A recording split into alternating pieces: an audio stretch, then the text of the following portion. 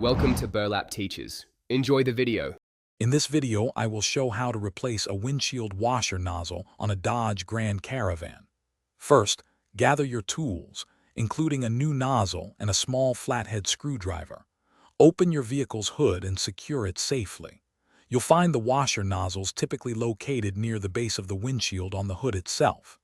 This simple repair can restore clear visibility quickly and efficiently, making your driving safer. Let's get started with the removal process. Now let's remove the old nozzle. Carefully disconnect the washer fluid hose from the bottom of the nozzle. It usually just pulls off. Next, use your small flathead screwdriver to gently pry up the old nozzle. It's held in place by a few clips. Work slowly to avoid scratching your vehicle's paint or breaking any plastic parts.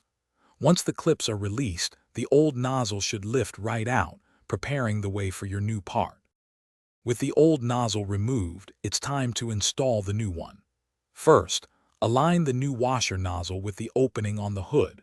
Make sure it's facing the correct direction for proper spray. Then, press down firmly on the nozzle until you hear or feel it click securely into its mounting clips. Finally, reconnect the washer fluid hose to the bottom of the new nozzle, ensuring a snug fit to prevent leaks. This step is crucial for proper function. Now for the final steps, testing and checking.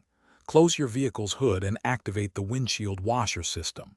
Observe the spray pattern to ensure it covers the windshield effectively. If the spray needs adjustment, use a small pin or the appropriate tool to gently aim the nozzle. Also, carefully check around the new nozzle and hose connection for any signs of leaks.